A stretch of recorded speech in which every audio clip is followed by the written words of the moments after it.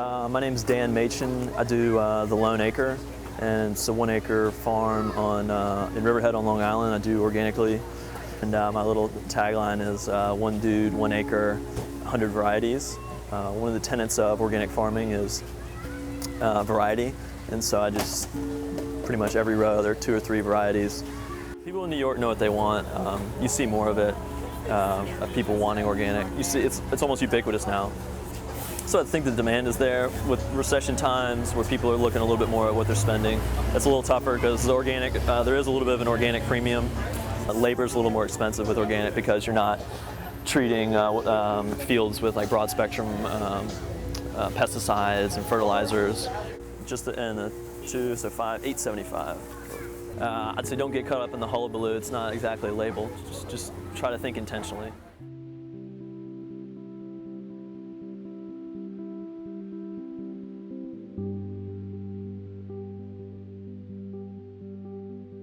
We're 30 miles north, a little less than 30 miles north of Manhattan.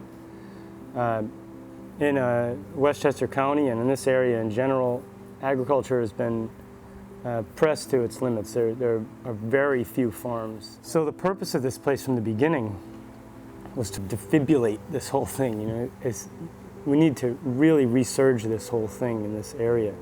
There are so many people, especially in the metropolitan area, that just are so removed from their food and any sort of connection to who might grow it. So a place like this it's a comprehensive place for a lot of different people to come to. We open our doors to the most novice or the least amount of interest or even understanding about any of this stuff to the most advanced farmers and growers around the world. What we're starting to see is the best thing that we can do is to encourage and train new people to get involved in local small agriculture. Everybody is hungry for this. Everybody wants to know and connect. I mean, knowledge is the next frontier here. I was always interested in environmental movements and different methods of increasing the health of the environment and increasing the health of the relationship that humans have with it. The apprenticeship here is 6 months, it's full-time, and you're really given a lot of responsibility with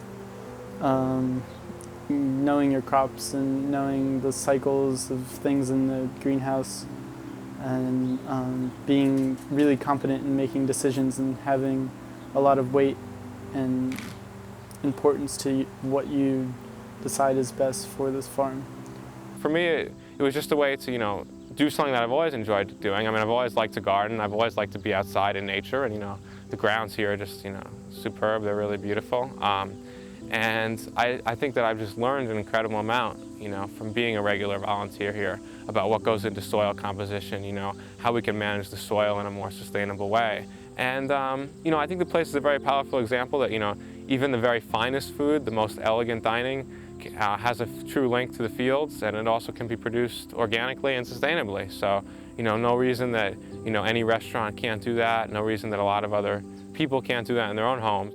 The type of farming that we're engaging in here is all soil-based. The entire operation is based on cultivation of the soil and care of the living ecosystem that's called the soil.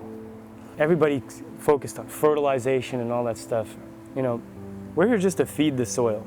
We feed kelp, we feed rocks, and that's it. Just the basic minerals and sort of basic product of nature to give back to the system. And we feed that to them, and they get these whole kind of diets. Now, those whole diets get transferred and assimilated and turned into the kind of organic chemistry that I think any lab tech fertilizer specialist would die for. The product that this soil gives is superior. To a farmer, the big thing is you need more people. There should be more of us. And there's no real lack of stuff out there. The lack is us. The lack is young groups of people and communities of people who really care and know what they're doing, not just interested, but really know how to do it and can like just dig in and go. And you need community for that. You can't be alone.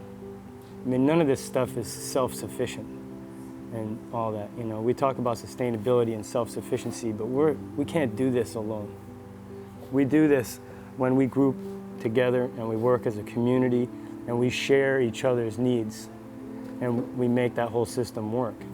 Well, when we talk about organic agriculture and the role of like economic recession and that sort of thing, statistically it hasn't fallen off at all. In fact, it continues to rise.